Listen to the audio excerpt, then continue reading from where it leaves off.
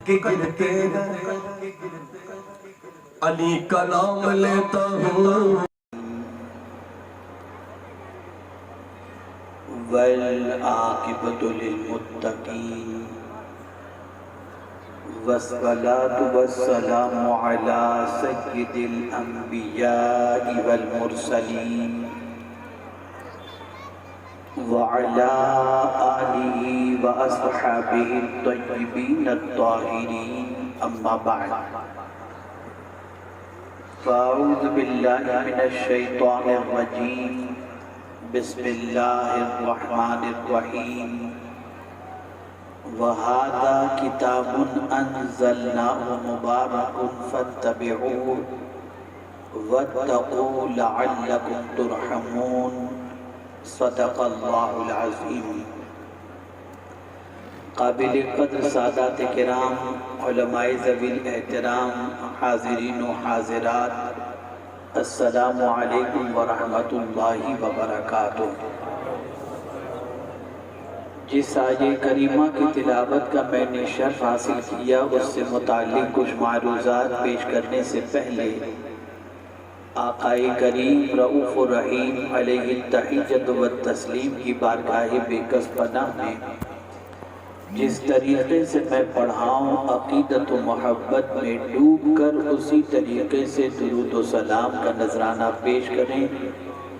الصلاۃ والسلام علیک یا رسول اللہ، الصلاۃ والسلام علیک یا حبیب اللہ،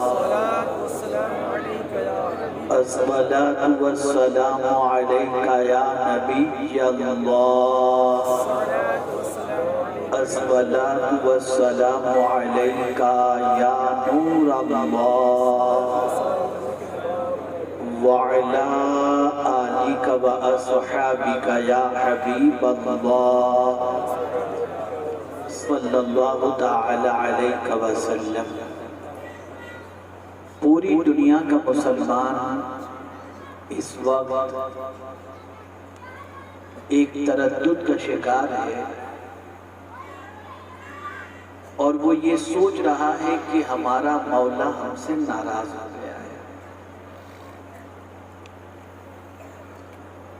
آقا کریم رؤوف الرحیم علیہ التحیۃ والتسلیم بھی ہم سے ناراض ہو گئے ہیں، جس کی بنیاد پر آج ہم پر زمین تنگ کی جا رہی ہے، اور دنیا کا کوئی خطہ ہمارے لیے امن و شانتی کا نظر نہیں آتا۔ آقا کریم رؤوف الرحیم علیہ التحیۃ والتسلیم نے جب انسان کو رب کی طرف بلایا تو اس وقت بھی وہ مکہ جو سرکار صلی اللہ علیہ وسلم کے استقبال اور سرکار صلی اللہ علیہ وسلم کی عظمتوں کے گن گاتا تھا، اسی مکے کے بہت سارے باشندوں نے پیغمبر رحمت صلی اللہ علیہ وسلم کا مذاق اڑانا شروع کیا اور ستانا شروع کیا۔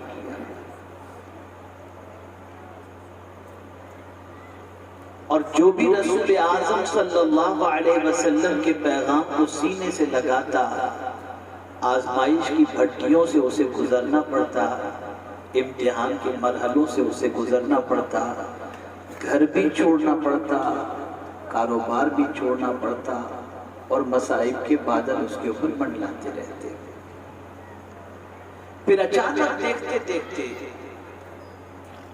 ان لوگوں کی سچویشن یہ ہو جاتی ہے کہ جن کو اپنے گھر میں سر چھپانے کو جگہ نہیں ملتی تھی، وقت کی طاقتی طاقتیں ان کے قدموں میں پڑی ہوئی تھی۔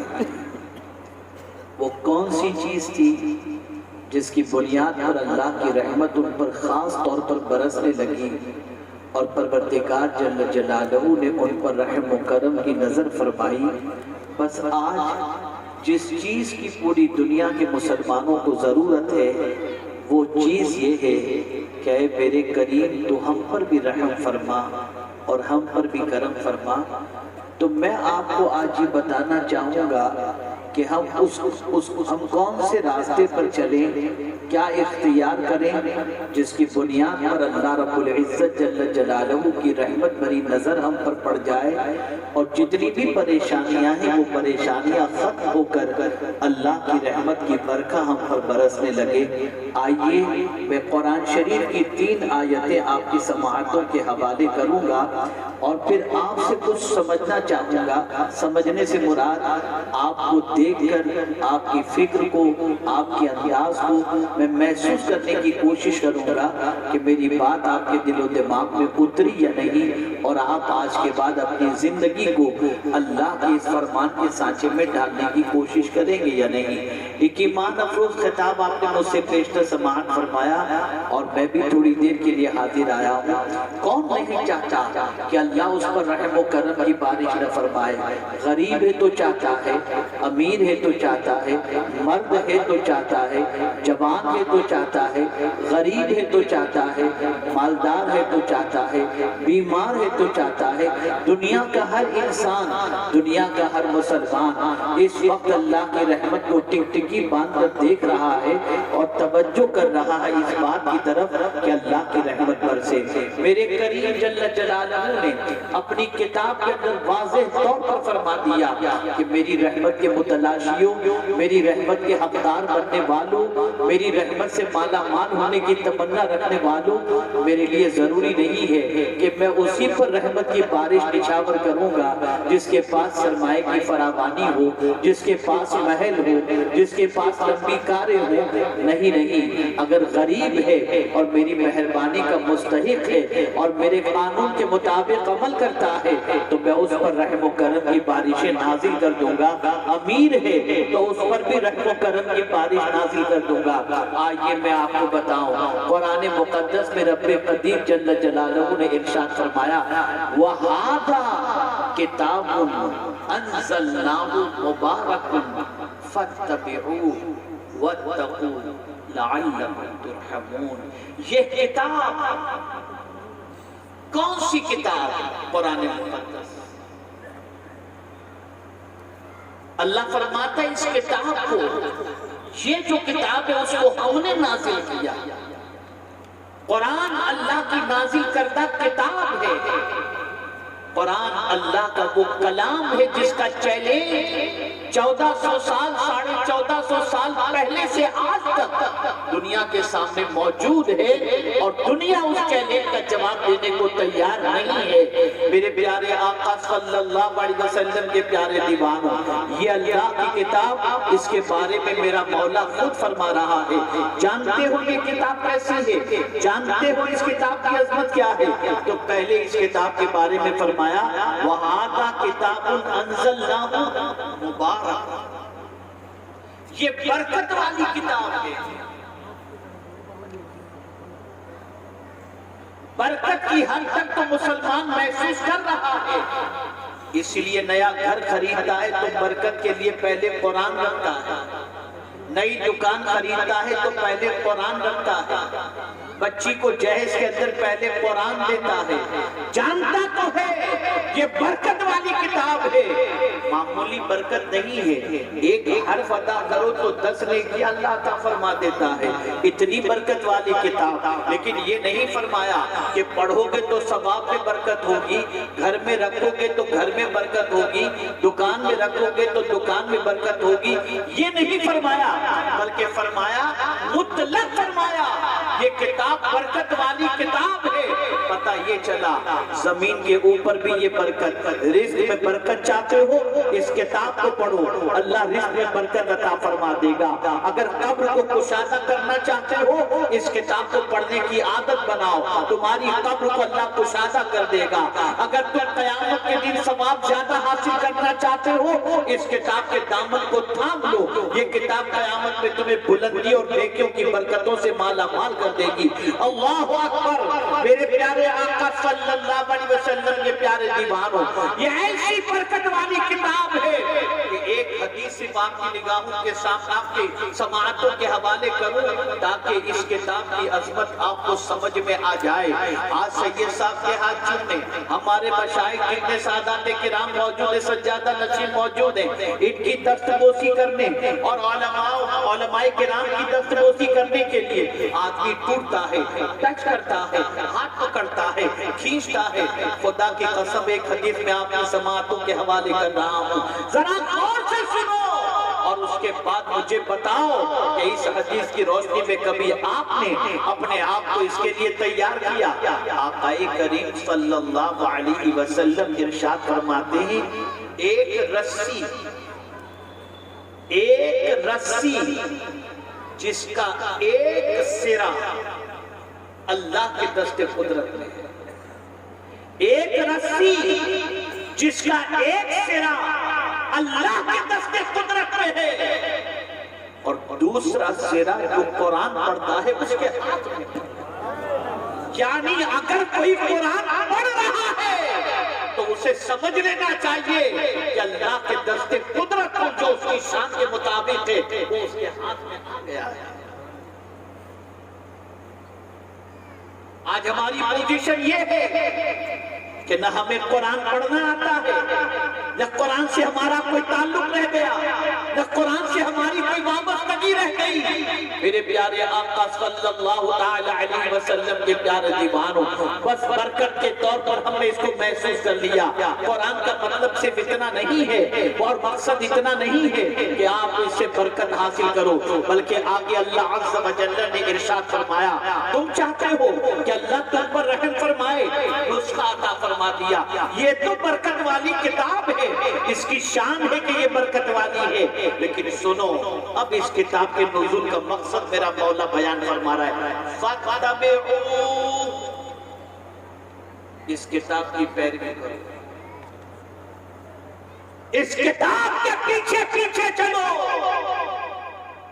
اس کتاب کے آرڈر کو فالو کرو، اس کتاب کے قانون کو سینے کے اندر بساؤ، اس پر عمل کرو۔ آج سارا کام اللہ کی کتاب کے خلاف ہو رہا ہے اور مسلمان چاہتا ہے کہ اللہ اس پر رحم فرمائے۔ آپ مجھے بتائیے ہماری زندگی کا کون سا کام ایسا ہے جس کو ہم قرآن کی روشنی میں سمجھنے کی کوشش کرتے ہیں یا اس پر عمل کرنے کی کوشش کرتے ہیں؟ آج زندگی گزارنا ہے تو ہیرو کو دیکھا جاتا ہے، سیریل کو دیکھا جاتا ہے، قرآن کو نہیں دیکھا جاتا۔ اور صحابہ کی عادت یہ تھی کہ رسی بھی گم جاتی تو اس کو قرآن سے تلاش کرتے تھے۔ قرآن اللہ کی وہ کتاب ہے کہ اس کی پیروی ضروری ہے۔ اللہ اکبر، اللہ اکبر۔ صحابہ کرام کی زندگی کا جائزہ لیجئے، تابعین کرام کی زندگی کا جائزہ لیجئے، اولیاء کرام کی زندگی کا جائزہ لیجئے۔ ایک واقعہ آپ کی سماعتوں کے حوالے کر کے قرآن پر عمل کے جذبے کی طرف آپ کو میں اجاگر کروں۔ نہ آپ کے بارے میں سرکار نے فرمایا، نہ میرے بارے میں سرکار صلی اللہ علیہ وسلم نے کچھ فرمایا ہے، لیکن اللہ اکبر، امام حسن و حسین رضی اللہ تعالی عنہما کے بارے میں تو سرکار صلی اللہ علیہ وسلم نے فرمایا سیدہ شباب اہل الجنہ، کہ یہ نوجوانان جنت کے سردار ہیں۔ حسن و حسین نوجوانان جنت کے سردار ہیں، انہیں نوجوانان جنت کا سردار ڈکلیئر کر دیا گیا۔ لیکن اب آپ دیکھیے قرآن پر میرے امام حسین کا عمل کیا تھا، قرآن پر کتنا عمل کا جذبہ تھا۔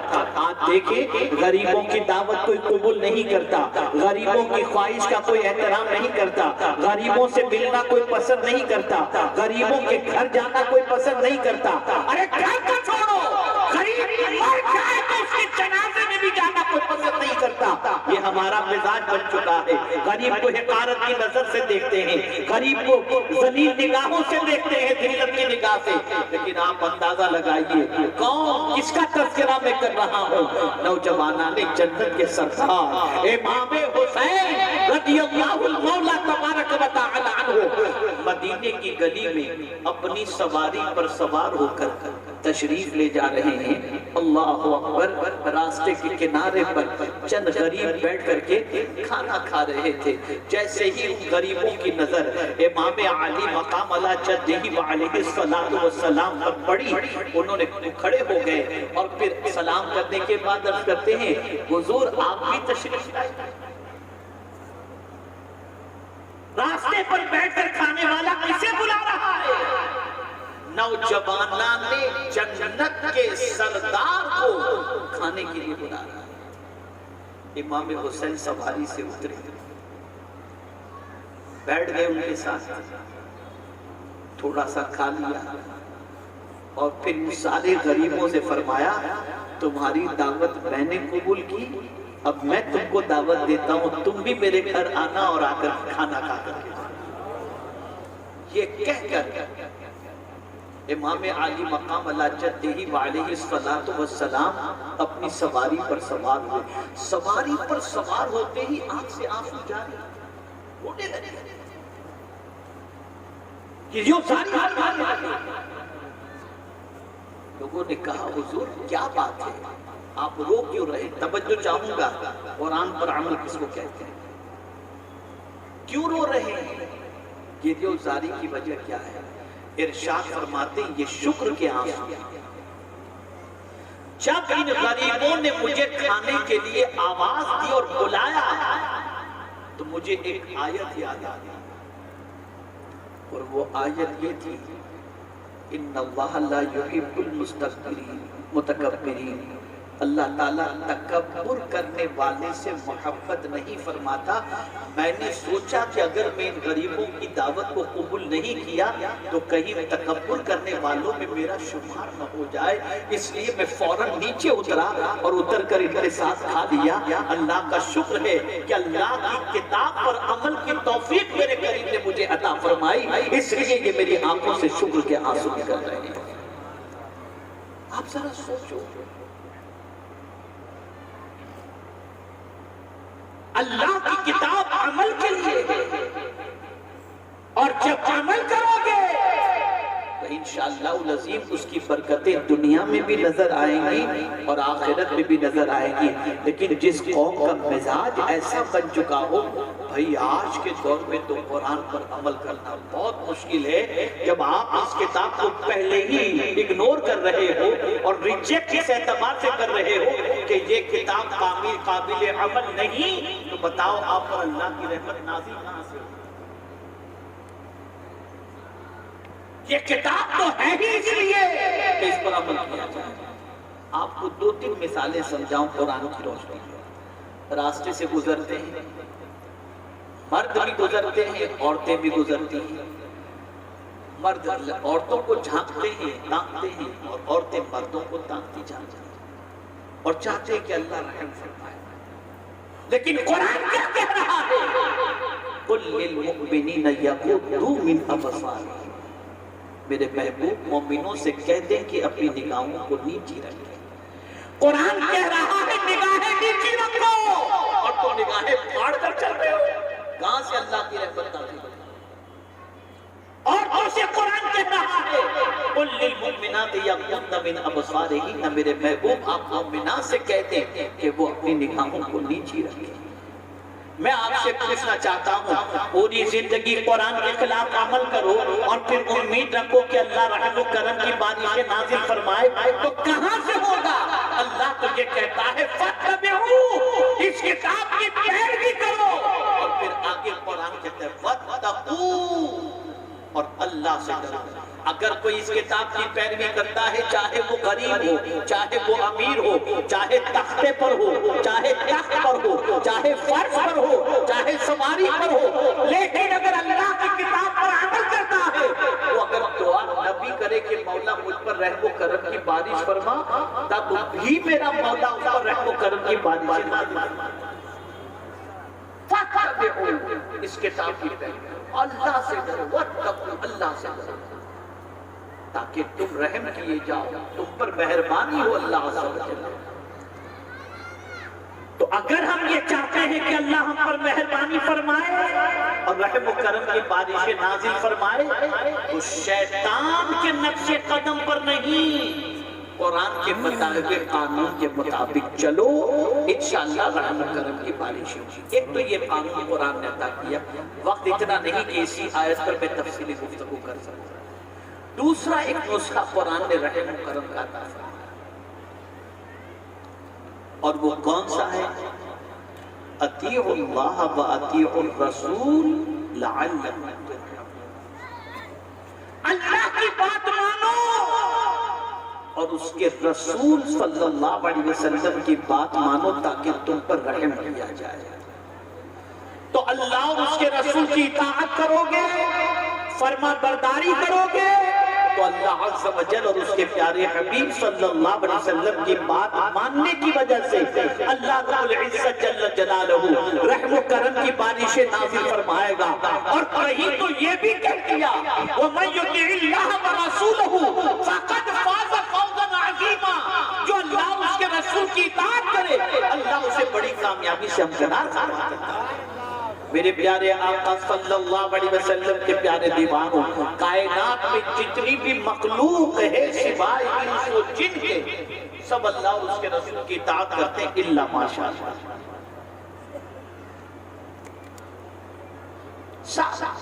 یہاں تک کہ فرشتے تھے لا یعصون اللہ ما امرهم، جو ان کو حکم دیا جاتا ہے فرشتہ اسے ہلتا ہے، نافرمانی نہیں کرتا۔ ایک حدیث شریف میں آپ کی سماعتوں کے حوالے کروں تاکہ حضور صلی اللہ علیہ وسلم کی فرما برداری حضرت اسرائیل کس طریقے سے کرتے ہیں یہ بھی سمجھ میں آئے، اور حضور صلی اللہ علیہ وسلم کو اپنی امت سے کتنا پیار ہے یہ بھی آپ کو سمجھ میں آئے۔ اللہ اکبر۔ حضرت خزرج رضی اللہ تعالیٰ، ایک تو قبیلہ اوس و خزرج، ایک صحابی کا نام ہے حضرت خزرج رضی اللہ تعالیٰ، راوی ہے وہ، فرماتے ہیں کہ ایک انصاری صحابی جاکنی کے عالم میں تھے، لگتا تھا کہ اب تھوڑی دیر کے یہ مہمان ہیں، اس میں میرے آقا صلی اللہ علیہ وسلم اس انصاری صحابی سے ملنے کے لیے تشریف لائے۔ انصاری صحابی دیکھا ان کو تو سامنے ہی ان کے سرہانے پر میرے آقا صلی اللہ علیہ وسلم کو حضرت اسرائیل نظر آ گئے جو روح قبض کرنے کے لیے آئے۔ جیسے ہی سرکار صلی اللہ علیہ وسلم نے حضرت اسرائیل علیہ السلام کو دیکھا، ارشاد فرمایا اسرائیل یہ میرا غلام ہے جس کی روح قبض کرنے کے لیے تو آیا ہے، یہ میرا غلام ہے، ذرا نرمی اور آسانی سے اس کی روح قبض کرنا، ذرا نرمی اور آسانی سے اس کی روح قبض کرنا۔ تو حضرت اسرائیل علیہ السلام عرض کرتے یا رسول اللہ صلی اللہ علیہ وسلم، صرف اسی ایک غلام کی نہیں، جتنے بھی آپ کے غلام ہیں سب کی روح میں آسانی ہی سے قبض کرنا۔ یہ سرکار سارے غلاموں کی روح حضرت اسرائیل علیہ السلام نرمی سے اور آسانی سے قبض کریں گے۔ میرے پیارے آقا صلی اللہ علیہ وسلم کے پیارے دیوانوں، حضور صلی اللہ علیہ وسلم کو ہر موڑ پر اپنی امت کی فکر، اور اسی بنیاد پر حضرت اسرائیل علیہ السلام سے بھی سرکار نرمی کے بارے میں فرما رہے ہیں۔ عرض کرنے کا منشا یہ ہے فرشتے اللہ کی اطاعت کرتے ہیں، فرشتے اللہ کے رسول صلی اللہ علیہ وسلم کی اطاعت کرتے ہیں، زمین اللہ کی اطاعت کرتی ہے، آسمان اللہ کے رسول صلی اللہ علیہ وسلم کی اطاعت کرتا ہے، چاند و سورج سب حضور کی بات مانتے ہیں۔ اگر نہیں مانتا تو آج کا مسلمان نہیں مانتا، امید کرتا ہے کہ اللہ رحم و کرم کی بارشیں نازل فرمائے، اور بات اللہ کی بھی نہیں ماننی، اللہ کے رسول صلی اللہ علیہ وسلم کی نہیں ماننی، سارا کام اللہ اس کے رسول کے ارشاد کے خلاف کرنا، اور پھر تمنا رکھنا کہ اللہ مہربانی کرے۔ تو قرآن کہتا ہے اگر تم اللہ کی مہربانی چاہتے ہو تو اللہ کی بات مانو اور اللہ کے رسول صلی اللہ علیہ وسلم کی بات مانو، اللہ تم پر رحم و کرم کی بارشیں نازل فرمائے۔ اور ایک تیسری جگہ پر قرآن نے رحم و کرم کے حوالے سے فرمایا اور بڑا پیارا فرمایا، اذا قرئ القرآن فاستمعوا له وانصتوا لعلكم ترحمون۔ جب قرآن پڑھا جائے تو غور سے سنو اور چپ رہو تاکہ تم رحم کیے جاؤ، تم پر مہربانی ہو جائے۔